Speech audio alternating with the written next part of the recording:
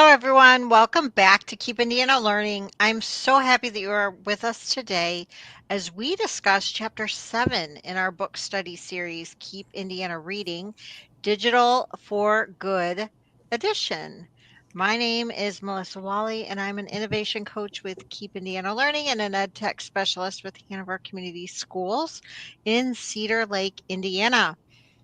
Before we start getting too deep into our conversation, I want to give a quick reminder that this book study series can be found on the Keep Indiana Learning YouTube channel, along with some more fun book studies. But let's get back to our intros. Hi, I'm Diana Knox. I am a technology instructional specialist with Clay Community Schools over in Brazil, Indiana. And I'm an innovation coach with Keep Indiana Learning. I'm an ISTE certified educator, a Canvas certified educator, and a Canvas community coach.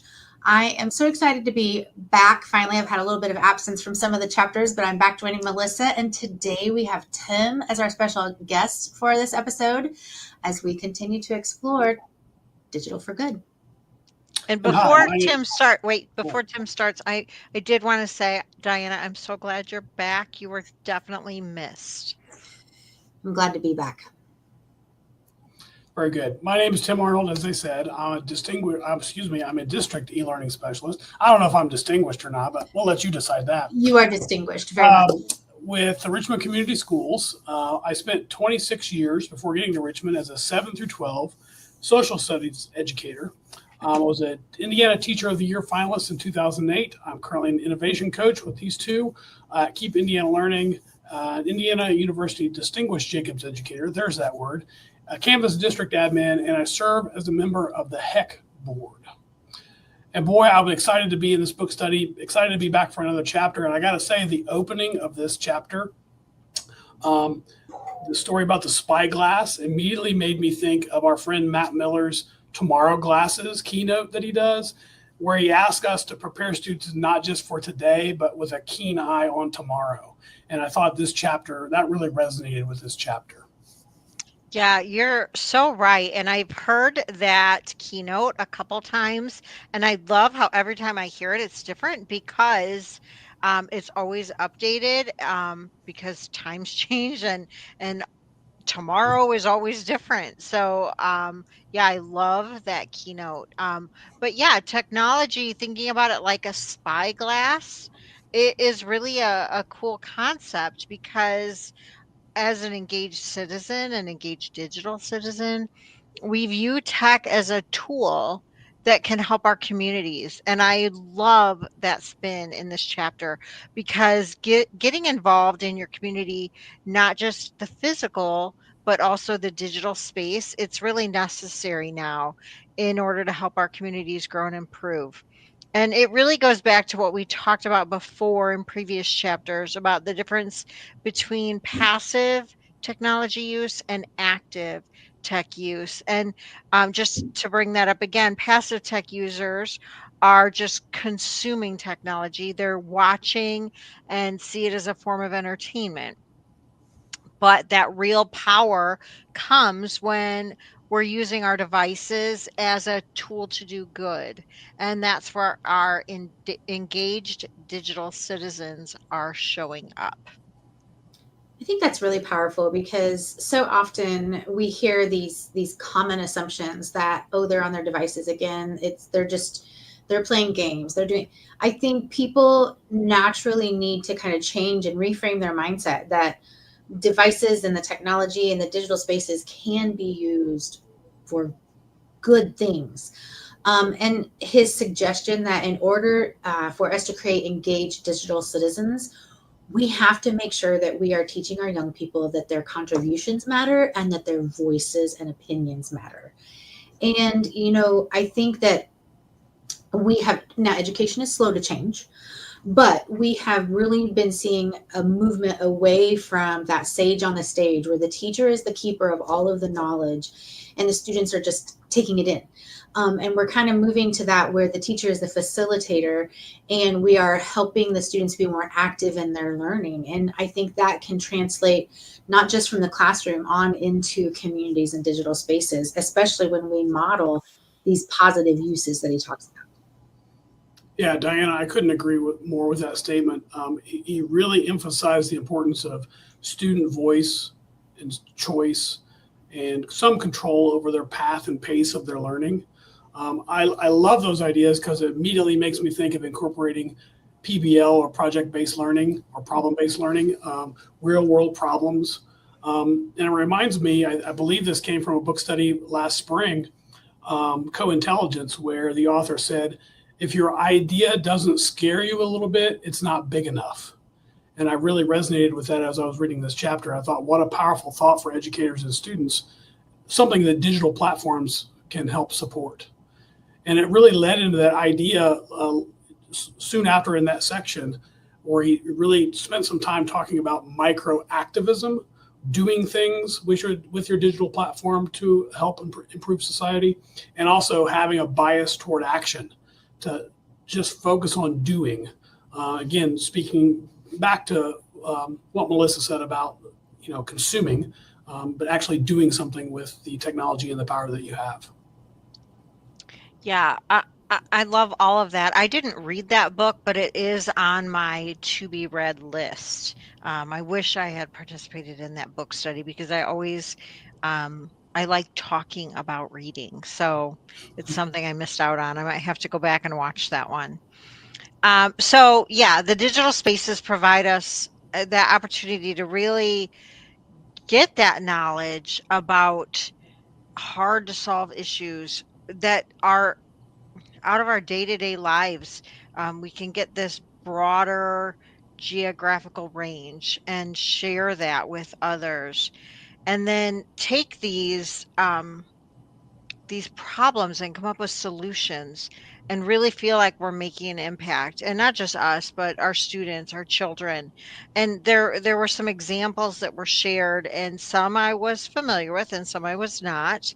But there was an example that was Be My Eyes, and it's an app of how people can volunteer to help fellow humans, and I actually did that one in the past.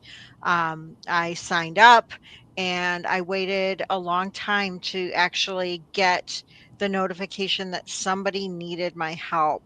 And so I got a notification, I got a call, and it was like a virtual. I did it a handful of times that somebody needed me to read something once. And these are a couple that I remember. Somebody needed help in a market reading a sign in a store.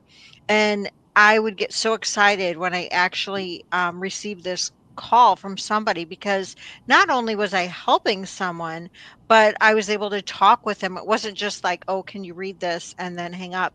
We actually had a conversation, and I also got to see this completely different place from where I live. And this was all spontaneously. And it was just such a neat experience. And I really did feel like I was contributing. And then there was another example of the development of traffic cams database. I'd never heard of this one, to help identify spaces that human traffickers use. And all you have to do is take pictures of hotel rooms when you stay there, just to make those spaces more easy to intercept. And these are simple little ways for everyday people to make a difference. And I think that not only are we truly helping, but it's also making people feel like they're helping. And there's such power in that too. I think like listening to these ideas, and so many times people say, I don't know how to get involved, I don't know how to do, or especially like our younger, they may not have the freedom of a driver's license, so they don't have control over that. But these are ways that are actionable that they can still do if they have connectivity in a device. So I was intrigued by those as well.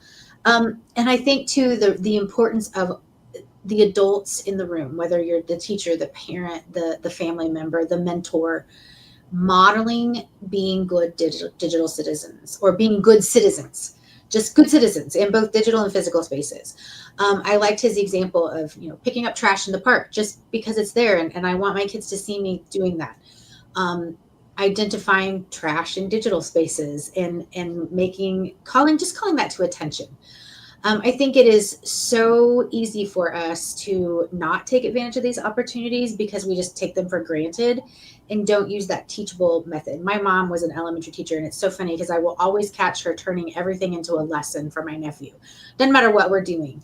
And I think that um, that's something that probably I need to be more intentional about in all aspects of my life. And then when I hear Mr. Collada mention them, and I'm doing the audiobook as well as the physical book, so I get to kind of hear his voice, and I've heard him speak several times, and he's just so conversational. But he really makes these actionable points that would be easy for us to do, and they actually, in the long term, could make a very big difference in the world. Yeah, that's important. Um, when I started reading this particular part of the chapter and it talked about crowdsourcing, I'll be honest, I was thinking about small personal examples. You know, we're all involved in some groups like an NQ group or a Heck listserv group, or we go to conferences and we'll set up a set of conference notes so that we can all get all this information because we can't attend every session, but we want all the stuff. Or students at our local high school that put together a Wi-Fi map for inclement learning days. You know, things small. I was thinking way too small, and so I'm looking at those examples in the book. Melissa, you mentioned Traffic Cam, the one that was called Fold It, which was a gamified protein identifier that was used to help fight cancer. Amazing, right? I don't have the scientific expertise, but I went to that link just to see what it looked like. And then one that I've kind of heard a little bit about was that remote reading buddies one, where it paired alternative students with some emerging readers and gave them someone to listen to and provided service hours for the kids who needed it. Just amazing ideas in that part of the book. And then he goes on to talk about using this digital good to strengthen family relationships. And I just love the idea about a child having access to a digital device, let's say phone, but it comes with requirements or duties like capturing and preserving family history or family moments. Yeah, that's awesome. That's exactly the kind of thing we want to do to open their eyes to what this device has the potential to do.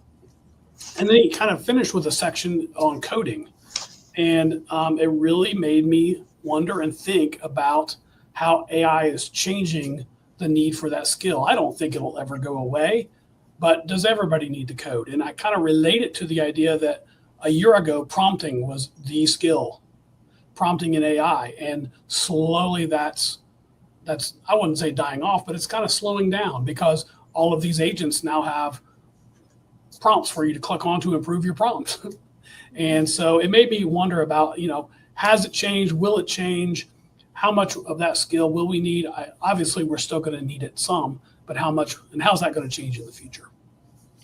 Yeah, those are good questions that we don't know. Um, I do like going back to what you said, like getting involved in the communities. You were talking about you felt like they were small ways. I don't think that those are small ways. I just think they're different ways because it is so important to stay involved in our communities and those ideas like we always crowdsource when we go to a conference and modeling that, talking about that with students in ways that they could do the same thing. I think that that's important too because I've mentioned that to colleagues and they're so impressed by that. But now for us that have been doing that, like, yeah, we go to a conference and we just start a shared doc and we all share our resources. And other colleagues that don't do that, or people from another state that don't do that, are always kind of wowed by that. When for us, it's just kind of second nature. So, I think that, like, Diana, what you said, talking about that is important. And I know that I had not considered some of the ideas as being part of a community like that. But yeah, you were talking about like, oh, this we do this for Heck and we do this for you do it for InQ, and it's all the same but different. And there was a website mentioned, and it was justserve.org. And so I clicked on that to see what were the opportunities in my area code. And it was interesting. They weren't necessarily virtual opportunities, but it was something to consider. There were some things there that I thought, oh, That's something I could do. So I'll definitely be checking that out. I love like that reference that we talked about the communities that we're involved in, and previously I never even thought family was a family, but family is a type of community, and so that has really stuck with me. And I think I hear a lot about families being disconnected these days and they don't get together like they used to. And I think it's because we're not treating them like communities. I think I'm very engaged with my siblings and my parents, especially right now. But my extended family, we're not as engaged as we used to be. And I think that we need to kind of build up those communities as well. And then I think about, I've always been very active in community service in a physical space around my area. And I hear a lot of lamentations about younger people not getting involved in community service. And I think that maybe we need to reframe that and talk about digital ways. Digital is something that speaks to our youth. And if we can talk about digital ways that they can connect with neighborhoods and families in their communities, that may be a step into getting them to be more present in physical communities. And I think like every Memorial Day, I volunteer to put flags out on graves of veterans. They talked a lot about Find a Grave, and that's a reference that I have used a lot to help locate graves in these cemeteries because it does kind of give you that location within. And I live in a small community, and the cemeteries are not huge, but it's still hard enough to find a Revolutionary soldier's grave from all that time ago. But I think that's such a neat thing. And my nephew's been helping and he's become fascinated by it. And then we've parlayed that into finding out more about our history because I do have family members buried in those cemeteries as well. So we've been searching and finding more about that. And just viewing that as a community in a way you can interact and a way you can contribute, I thought was a pretty powerful example that I would have never considered previous to this. So I think if we can get our younger generation involved so that they can see that positive, responsible engagement in digital communities, that could be the key to developing stronger engagement in physical spaces down the line. So I don't know. There was just a lot to unpack in this chapter. It was so good. But I know that our time is kind of drawing to a close here. So any final thoughts before we wrap it up and think about chapter 7? Yeah, Diana, I totally agree with you and your idea of digital and physical spaces for students. And I think that students, and I'll say adults as well, we only know what we know when it comes to using social media. And so that providing those opportunities to break out of that rut, it's not only instructional, but it's critical developing those engaged digital citizens. And the phrase we often use is, let's make sure we give them a chance to one, know better and then do better. Uh, and that's kids and adults both. Absolutely. Yeah, good point. Yeah, I think that making sure all students have the opportunity to learn computer science and coding, I know you talked about this, Tim, but I think it's so important because whether or not coding is as prominent as a career or not, I still think that skill is so important because the skills learned really come down to problem solving, perseverance, and critical thinking. And we know they all won't be coders. That's not going to be their job. However, those skills apply to everything, and especially when it comes to being engaged digital citizens. And so I love, teaching that, especially starting right in kindergarten, starting them out and getting those skills spiraled right into the curriculum. I think it's so, so important. Um, so that's mine. And then that brings us to our little reflection that we always do. And to wrap up this chapter, our challenge is for chapter 6, the challenge is to support student led digital engagement. And so for that, we are asking if you wish to participate to invite students to identify a problem they care about in their school or community, have them design a short campaign using digital tools such as a Google Slides PSA, a social media mockup, a podcast, and then to share it out with someone, share it out with families, their peers, admin.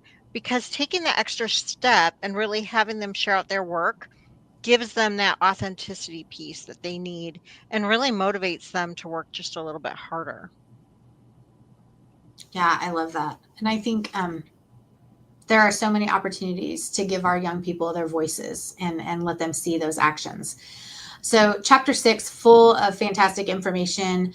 I think my biggest takeaway was how important it is for us to reframe how we model engagement so that our young people have good examples of not just digital interaction or physical interaction, but also interaction in digital spaces. Because we can't just assume they're going to know it because they're digital natives. That's an unfair assumption. It's an unfair burden to put on them. Yes. So we are so glad that you joined us today, Tim. It's always wonderful to have you as part of the conversation. And we hope that you keep reading right along with us, and we'll see you soon for chapter 7.